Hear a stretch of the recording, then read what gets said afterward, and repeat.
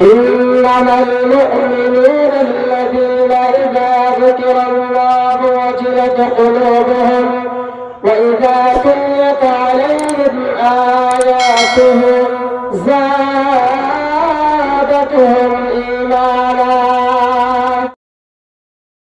مصطفى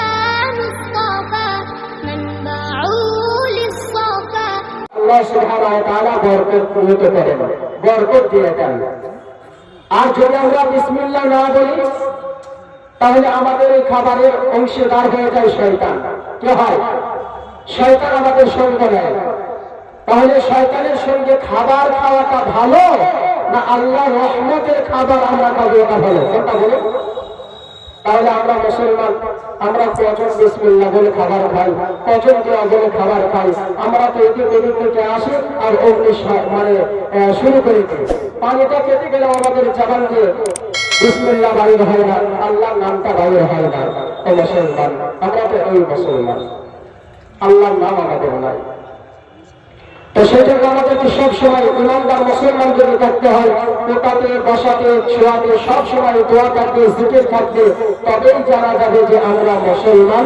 5 ওয়াক্ত নামাজ আমরা পড়ছি, খেতে গেলেও আল্লাহর নাম, শুতে গেলেও আল্লাহর নাম, চলতে গেলেও আল্লাহর নাম। সবসময় যখন আল্লাহর নাম হবে তখনই জানতে হবে যে আমরা মুসলমান এবং ইমানদার।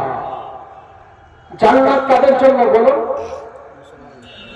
কার জন্য বলো? ইমানদারদের জন্য, তাই কি না? তা আমরা ইমানদার,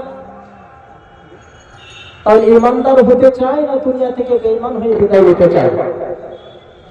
ইমানদার হয়ে আল্লাহ সুবহানাহু ওয়া তাআলা বললেন, বান্দা পরিপূর্ণ প্রকৃত ইমানদার মুসলমান হলো তারা যারা আল্লাহর নাম নেওয়ার পরে যাদের অন্তরটা কম্পিত হয়। ওয়া ইযা তুলিয়াত আলাইহিম আয়াতুহু যাদাতুহুম ঈমানা। আল্লাহ বলেন, বান্দা যারা কোরআনের আয়াত তেলাওয়াত শুনলো, যারা কোরআনের আয়াত নিজে জবানে তেলাওয়াত করলো, যখন যারা কোরআনের আয়াত তেলাওয়াত করার পরে কোরআনের আয়াত তারা শোনার পরে যাদের ঈমানটা তাজা হয়ে যায়, বেড়ে যায়, জান্নাত জাহান্নামের কথা শোনার পরে আমাদের ঈমানটা বড় তাজা হয়ে যায়, জাহান্নামের কথা শুনলে আমাদের ঈমান তাজা হয়ে যায়। আল্লাহর নিয়ামত সম্পর্কে আলোচনা শুনলে আমাদের ঈমানটা তাজা হয়ে যায়। বলে বান্দা তারাই হলো পরিপূর্ণ ঈমানদার মুসলমান। আল্লাহ সুবহানাহু ওয়া তাআলা তারপরে বলেন, ওয়া আলা রাব্বিহিম ইয়াতাওয়াক্কালুন। তারা শেষ পর্যন্ত কারোর উপর ভরসা করে না, তারা কেবলমাত্র আল্লাহর উপরে ভরসা করবে। কার উপর ভরসা করবে? আল্লাহর উপরে ভরসা করবে। আর আমরা বর্তমানে আল্লাহর উপরে ভরসা তো দূরের কথা, আল্লাহ বলে আমাদের জবান দিয়ে উচ্চারণ হয় না। আমরা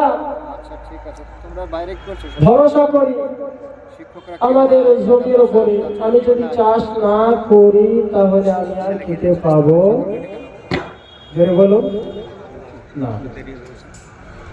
তাহলে রোজির মালিক কে বলো? আল্লাহ।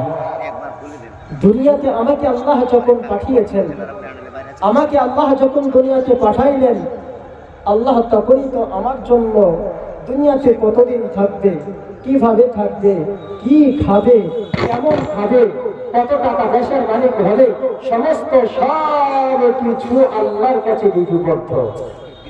তাহলে আমরা চিন্তা করি, আমি যদি না খাই, আমার জমি যদি না থাকে, আমি যদি চাষ না করি, বুঝতে পারছেন কি পারছেন না?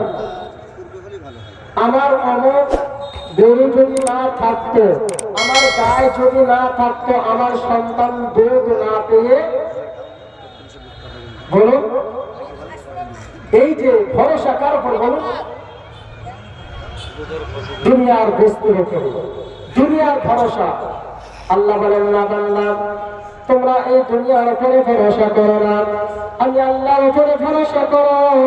আল্লাহ বলেন, ওয়া আলা রাব্বিহিম ইয়াতাওয়াক্কালুন। যারা মুমিন হবে তারা আল্লাহ ছাড়া দ্বিতীয় কোনো জিনিসের উপরে, বস্তুর উপরে ভরসা করবে না, আল্লাহর উপরে ভরসা করবে।